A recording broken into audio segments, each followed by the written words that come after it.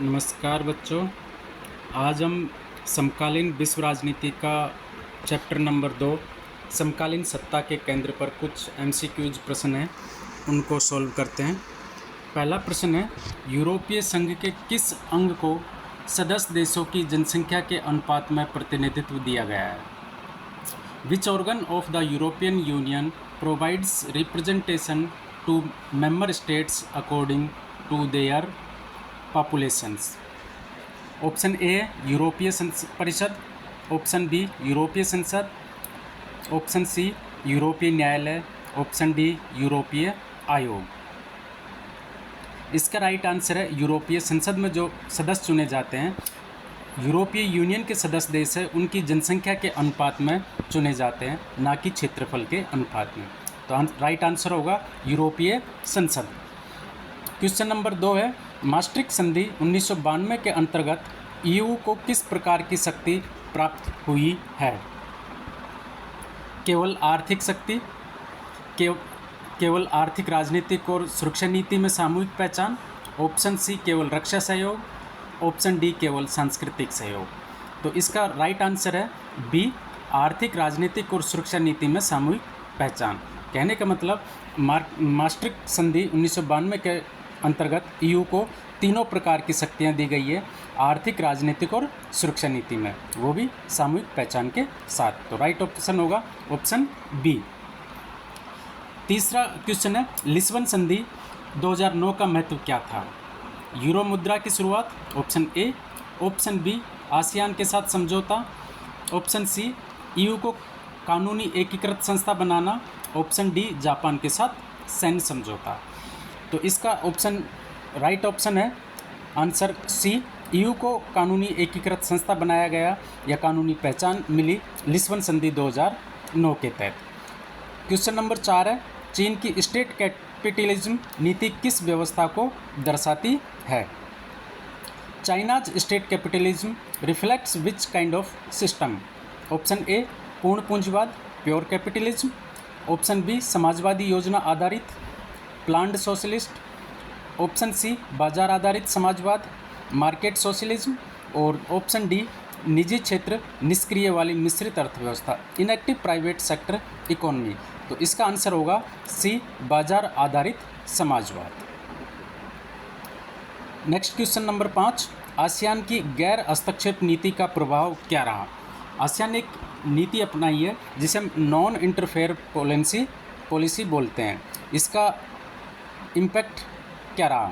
Option A आर्थिक प्रगति में बाधा, ऑप्शन बी क्षेत्रीय स्थिरता और संप्रभुता का सम्मान, ऑप्शन सी अमेरिकी प्रभुत्व का विस्तार, ऑप्शन डी यूरोपीय संघ से टकराव।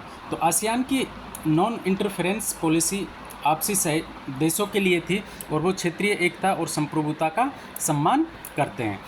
तो राइट ऑप्शन होगा इसका बी। क्वेश्चन नंबर 6 है, आसियान रीजनल फोरम ARF का उद्देश्य क्या है? What is the purpose of ASEAN regional forum या ARF? आर्थिक सहयोग, क्षेत्रीय सुरक्षा संवाद एवं सहयोग, ऑप्शन बी था ये, ऑप्शन सी यूरोप से प्रतिस्पर्धा, competition with Europe, option D है अंतरिक्ष अनुसंधान, स्पेस रिसर्च। तो ARF एक बॉडी है आसियान की और इसका काम है क्षेत्रीय सुरक्षा संवाद एवं सहयोग। तो राइट आंसर होगा बी, क्षेत्रीय सुरक्षा संवाद एवं सहयोग। क्वेश्चन नंबर 7 है, जापान का पीस कॉन्स्टिट्यूशन उसे किस से रोकता है? क्या काम करने से रोकता है? Japan peace constitution restricts its from what? Option A परमाणु ऊर्जा, ऑप्शन बी स्थायी सेना रखना, maintain a peace permanent army, option C अंतर्राष्ट्रीय सदस्यता, membership of global institutions, option D आर्थिक सहायता। तो जापान का पीस कॉन्स्टिट्यूशन कहता है कि जापान कभी भी स्थायी सेना नहीं रखेगा, तो स्थायी सेना रखने से रोकता है। तो राइट आंसर होगा बी, स्थायी सेना रखना। क्वेश्चन नंबर 8, जापान की शक्ति का विरोधाभास क्या है? What is the paradox of Japan's power? आर्थिक रूप से मजबूत पर सैन्य रूप से कमजोर है, economic strong but military weak, option B सैन्य रूप से मजबूत पर आर्थिक रूप से कमज़ोर। ऑप्शन सी सांस्कृतिक रूप से कमज़ोर पर तकनीकी रूप से मजबूत। ऑप्शन डी जनसंख्या अधिक पर संसाधन कम। तो इसका विरोधाभास राइट आंसर होगा ए कि आर्थिक रूप से तो बहुत मजबूत है जापान, लेकिन सैन्य रूप से कमज़ोर है, क्योंकि इससे ऊपर जो क्वेश्चन नंबर 7 है, पीस कॉन्स्टिट्यूशन अपनाया गया है इन्होंने, या जापान के संविधान को हम शांति का संविधान कहते हैं, और वो ये कहता है कि जापान कभी भी स्थायी सेना नहीं रखेगा, तो सैन्य रूप से कमज़ोर है।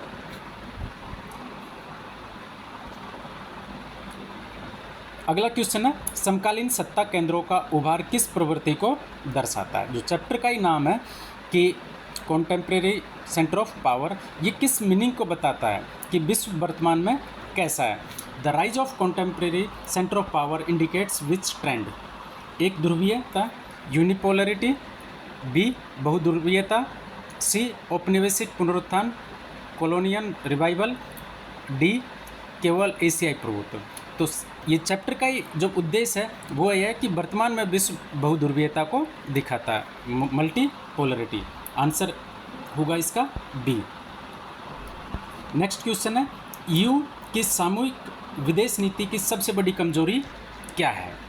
What is the biggest weakness of EU collective foreign policy.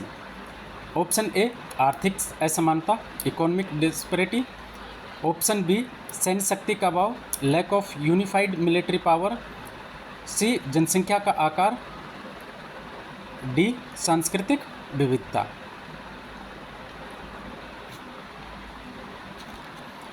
तो ईयू की जो सामूहिक विदेश नीति है इसकी सबसे बड़ी कमजोरी क्या है कि सैन्य शक्ति का अभाव है, क्योंकि यहाँ पर इनकी जो सामूहिक सुरक्षा है वो किस पर निर्भर है, नाटो पर। तो इस वजह से इनकी कोई सभी देशों की अपनी कोई सेना नहीं है, ईयू की अपनी कोई सेना नहीं है, तो इसकी सबसे बड़ी कमजोरी है सैन्य शक्ति का अभाव, lack of unified military power. या हम कह सकते हैं कि ईयू ने जिस प्रकार से अपनी एकल संसद बनाई है, एकल मुद्रा बनाई है, उस प्रकार की कोई इनके पास यूनिफाइड मिलिट्री फोर्स नहीं है। तो राइट आंसर होगा सैन्य शक्ति का अभाव। क्वेश्चन नंबर 11 चीन की अर्थव्यवस्था के तेज विकास को किस नाम से जाना जाता है। China's rapid economic growth is often called. ये प्रश्न बहुत बार आता है दूसरे रूप में कि चाइनीज ड्रैगन का मतलब क्या है। तो इसका ऑप्शन ए है ASEAN miracle, option B Chinese dragon, option C grain revolution, option D red army economic. तो राइट ऑप्शन होगा चाइनीज ड्रैगन। चाइनीज ड्रैगन का मतलब ये होता है कि चीन की अर्थव्यवस्था बहुत तेज़ रफ्तार से बढ़ रही है। नेक्स्ट क्वेश्चन है भारत की लुक ईस्ट पॉलिसी का आसियान से क्या संबंध है। कभी कभार ये प्रश्न आता है कि लुक ईस्ट पॉलिसी भारत ने किस क्षेत्र या किस संगठन के संदर्भ में अपनाई। तो लुक ईस्ट पॉलिसी हमने अपनाई है भारत के ईस्ट में जो देश है आसियान के, उनके लिए। तो इसका संबंध किस प्रकार का है, सांस्कृतिक सहयोग, व्यापार एवं रणनीतिक साझेदारी, ऑप्शन बी था। ऑप्शन सी है केवल पर्यटन, ऑप्शन डी है सैन्य गठबंधन। तो राइट ऑप्शन होगा इसका व्यापार एवं रणनीतिक साझेदारी। जब भी हम किसी संगठन से कोई देश समझौता करता है तो केवल एक काम के लिए, केवल सांस्कृतिक, केवल आर्थिक, केवल पर्यटन ऐसे नहीं करता, मुख्यतः होता है व्यापार और रणनीतिक साझेदारी। तो सभी क्षेत्रों में सहयोग करते हैं। तो इसका राइट आंसर होगा व्यापार एवं रणनीतिक साझेदारी। नेक्स्ट क्वेश्चन चीन की one belt one road, short में इसे OBOR का भी बोलते हैं, इस पहल का उद्देश्य क्या है। What is the aim of China's one belt one road initiative. Option A है वैश्विक आर्थिक सामरिक प्रभाव, global economic and strategic influence, option B सांस्कृतिक प्रचार, ऑप्शन सी क्षेत्रीय सैन्य प्रभुत्व, ऑप्शन डी यूरोप पर नियंत्रण। तो चीन की एक विचारधारा है कि वो हमेशा दूसरे पर डोमिनेंस रखना चाहता है। यदि उस एंगल से सोचा जाए तो इसमें से राइट आंसर बैठता है वैश्विक आर्थिक और सामरिक प्रभाव। तो चीन पूरे विश्व पर आर्थिक और सामरिक प्रभाव जमाना चाहता है। तो वन बेल्ट वन रोड जो इनिशिएटिव है उसका उद्देश्य ये है कि विश्व पर वैश्विक आर्थिक सामरिक प्रभाव बनाए रखा जाए। तो राइट आंसर होगा ए। नेक्स्ट क्वेश्चन है, आसियान की सबसे बड़ी क्षेत्रीय चुनौती कौन सी है? आसियान जो क्षेत्र है उसमें सबसे बड़ा चैलेंज क्या है? What is ASEAN's biggest regional challenge? Option A जातीय संघर्ष, एथनिक कन्फ्लिक्ट्स। ऑप्शन बी दक्षिण चीन सागर विवाद, साउथ चाइना सी डिस्प्यूट। ऑप्शन सी परमाणु प्रसार, न्यूक्लियर प्रोलिफरेशंस। ऑप्शन डी अमेरिका का हस्तक्षेप, यूएस इंटरवेंशन। तो इसका राइट आंसर होगा बी दक्षिण चीन सागर विवाद, साउथ चाइना सी डिस्प्यूट। चीन साउथ चाइना सी को अपने अधिकार क्षेत्र में मानता है और आसियान के कुछ कंट्रीज़ मानते हैं कि वो हमारा रीजनल क्षेत्र है। तो इस वजह से इस इलाके में साउथ चाइना सी के नाम से एक विवाद है। समकालीन सत्ता केंद्र जो कॉन्टेम्प्रेरी सेंटर ऑफ पावर्स आपका चैप्टर है का अध्ययन वैश्विक राजनीति का कौन सा नया परिदृश्य दिखाता है? क्या कहना चाहता है कि विश्व में कौन सी स्थिति है? The study of contemporary centre of power reveals which new scenario of world politics? Option A है शक्ति केवल अमेरिकी सोवियत तक सीमित है, शक्ति का विकेंद्रीकरण व क्षेत्रीय संस्थाओं का उदय। ऑप्शन सी औपनिवेशिक पुनरुत्थान। ऑप्शन डी केवल चीन का उदय। तो चैप्टर ये कहना चाहता है कि वर्तमान में केवल सुपर पावर अमेरिका और यूएसएसआर ही नहीं है बल्कि बहुत से क्षेत्रीय संगठन हैं वो भी वैश्विक पावर की क्षमता रखते हैं। तो इसका राइट आंसर होगा बी शक्ति का विकेंद्रीकरण और क्षेत्रीय संस्थाओं का उदय। नेक्स्ट 5 क्वेश्चन है वो असेसर रीजनिंग बेस्ड क्वेश्चन है जिसमें कथन कारण की व्याख्या करता है नहीं करता है उस टाइप के। तो इसमें एक असर्शन है, कथन है, हमें वो चेक करना है कि सही है नहीं है। उसका फिर दूसरा कारण है कि वो कथन कारण की वजह से सही है या नहीं है, उनमें दोनों में क्या संबंध है। तो इसमें पहला ऑप्शन रहता है कि कथन और कारण दोनों सही है, ए और आर दोनों सही है परंतु आर ए की सही व्याख्या भी करता है। ऑप्शन बी होता है ए और आर दोनों सही है परंतु आर ए की सही व्याख्या नहीं करता है। ऑप्शन सी होता है ए सही है पर आर गलत है। ऑप्शन डी होता है ए सही है, ए गलत है पर आर सही है। तो हम देखते हैं क्वेश्चन नंबर 16 कि कथन क्या है? यूरोपीय संघ को विश्व में एक महाशक्ति के रूप में देखा गया है। तो यूरोपीय संघ वर्तमान में विश्व का सबसे बड़ा क्षेत्रीय संगठन है जो सबसे शक्तिशाली माना जाता है। इसका कारण है क्योंकि उसके पास न केवल आर्थिक ताकत है बल्कि सामूहिक सुरक्षा और राजनीतिक एकता भी है। तो हमें पहले ऐसे प्रश्न हल करने के लिए पहले हमें देखना पड़ता है कि दोनों स्टेटमेंट सेपरेट सही है या नहीं। यदि दोनों सेपरेट सही है तो फिर क्या उनका कोई कारण है, लॉजिक है उसके पीछे। तो पहले हम देखते हैं कि दोनों स्टेटमेंट सही है या नहीं। पहला स्टेटमेंट है कि यूरोपीय संघ को विश्व में एक महाशक्ति के रूप में देखा जाता है। तो बिल्कुल स्टेटमेंट सही है कि यूरोपीय संघ विश्व में एक महाशक्ति के रूप में देखा जाता है। दूसरा स्टेटमेंट जो रीजन के रूप में, क्योंकि उसके पास न केवल आर्थिक ताकत है बल्कि सामूहिक सुरक्षा और राजनीतिक एकता भी है। तो यहाँ हमें पता चलता है कि उसके पास सामूहिक सुरक्षा नहीं है क्योंकि उसकी खुद की कोई यूनिफाइड मिलिट्री पावर नहीं है। वो खुद जो यूरोपीय यूनियन है वो नाटो की सुरक्षा पर निर्भर है। तो ये रीजन वाला स्टेटमेंट है वो गलत है। तो इसमें आंसर होगा सी, ए सही है पर आर गलत है। नेक्स्ट क्वेश्चन है आसियान का गठन क्षेत्रीय शांति और सहयोग के लिए हुआ है।